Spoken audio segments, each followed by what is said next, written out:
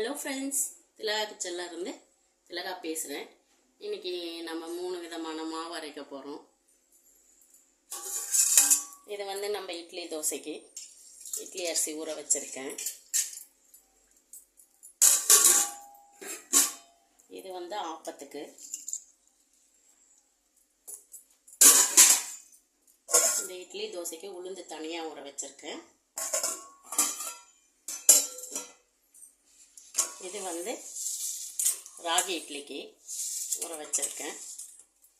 இதையெல்லாம் நம்ம அரைச்சிக்க போகிறோம். ஃபஸ்ட்டு ஆப்பத்துக்கு அரைச்சிக்கலாம். Grinder colour மாறிட்டுக்குது. கிரைண்டரை அந்த கொடுமையை ஏன் கேட்குறீங்க? இன்றைக்கி சனிக்கிழமை பொண்ணு வீட்டில் இருக்கா. மத்தியானமே எல்லா மாவையும் அரைச்சிடலாம் அப்படின்னு சொல்லிட்டுன்னு எவ்வளோ பண்ணேன். இன்றைக்கி யார் முகத்தில் முழிச்சுன்னே தெரில. என் நேரம் இன்ன வரைக்கும் வேலை இழுத்துட்டே இருக்குது. கிரைண்டர் போட்ட உடனே நம்ம வீட்டில் இன்றைக்கி தீபாவளி மாதிரி பூத்தொட்டி மாதிரி பற்றிட்டு எரிஞ்சிச்சு. கடையில் கொடுக்க முடியாது, 3 வெரைட்டியான மாவு போட்டு இல்லையா. அதனால சரி டக்குன்னு ஃப்ரெண்டுக்கு ஃபோன் அடிச்சு கொஞ்சம் குடுமா மாவு வாட்டிட்டு கொடுக்குறேன் அப்படின்னு சொல்லிட்டு வாங்கிட்டு வந்தேன். இப்போ அவங்களோட கிரைண்டர் தான் இது. இதில் போட்டுக்கலாம்.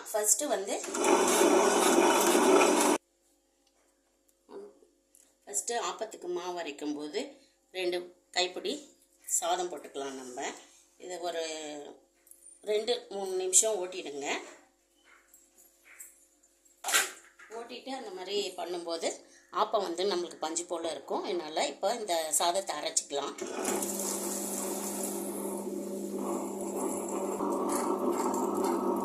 இந்த சாதம் போட்டோம் இல்லைங்களா, இந்த சாதம் நல்லா வெண்ணெய் போல் நெசிஞ்சு வரணும். சாதமாக இருக்கும்போதே நம்ம அரிசிலாம் போட்டோம்னா அங்கே அப்பப்போ கொஞ்சம் நடுமத்தியில் சாப்பாடு மாதிரி வந்துடும் ஆப்பம் ஊற்றும்போது. அதனால் நல்லா வெண்ணெய் போல் சாதம் நெசிஞ்சு வந்த உடனே நம்ம அரிசி உளுந்து எல்லாம் போடலாம். நான் பச்சரிசி ஒரு அழகு, இட்லி அரிசி ஒரு அழகு, உளுந்து ஒரு பொடி போட்டு ஊற வச்சு 8 மணி நேரம் மேலேயே ஆயிடுச்சு. இதெல்லாம் வெண்ணெய் போல் அரைச்சி எடுத்துக்கலாம். நல்லா மெசிட்டோம்.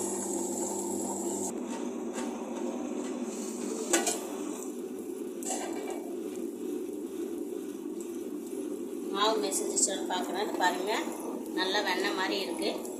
இப்போ இதை எடுத்துட்டு அடுத்த மாவு போட்டுக்கலாம். ஆப்ப மாவு எடுத்து வச்சாச்சு. இப்போ இட்லி தோசைக்கு அரைக்க போகிறேன்.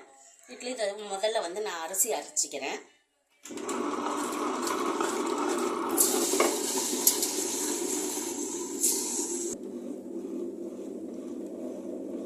இது இட்லி தோசைக்கு இந்த மாவு. இது மெசிஞ்சிச்சு. அரிசி எடுத்துடலாம். அரிசி வழிச்சாச்சு. அப்புறம் என்ன பண்ணலான்னு பார்க்கலாம்.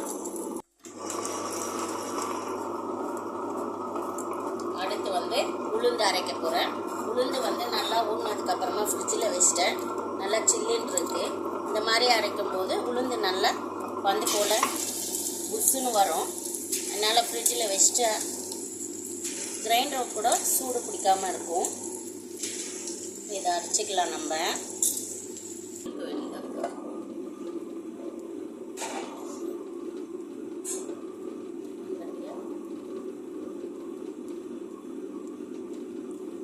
உளுந்து கரெக்டான பதம் இருக்கான்னு பார்க்குறதுக்கு கொஞ்சம் ஒரு கிண்ணத்தில் தண்ணி எடுத்துக்கோங்க. தண்ணி எடுத்து இப்படி உளுந்து போட்டிங்கன்னா உளுந்து மேலவே இருந்தால் கரெக்டான இதில் இருக்குது. நம்ம இப்போ இதை வழித்து எடுத்துடலாம்.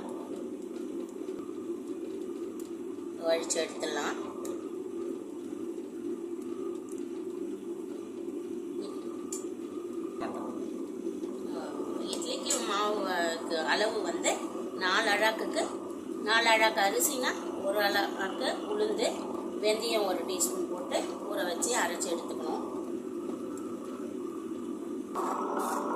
ராகி இட்லி அரைக்க போகிறோங்க. அதுக்கு கேழ்வரகு 3 அழாக்கு 1 கப்பு இட்லி அரிசி, உளுந்து 1 அழாக்கு 2 டீஸ்பூன் வெந்தயம், 3 அழாக்கு கேழ்வரகு, 1 அழாக்கு இட்லி அரிசி, உளுந்து ஒரு அழாக்கு போட்டு அரைச்சி எடுத்துக்கலாம். ராகி இட்லிக்கு மாவு ரெடி ஆயிடுச்சு. இது வந்து திப்பி திப்பியாக தெரிகிறது வந்து நம்ம கேழ்வரகோட தோல். ஆனால் மாவு வந்து நல்லா நைஸாக மசிஞ்சிருச்சு. இப்போ இதையும் வழித்து எடுத்துக்கலாம்.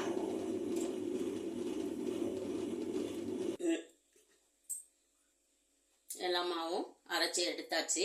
என்னென்ன அரைச்சிருக்கேன் பாருங்கள். ஆப்பத்துக்கு மாவு அரைச்சிருக்கேன். இது வந்து இட்லி தோசைக்கு அரைச்சிருக்கேன்.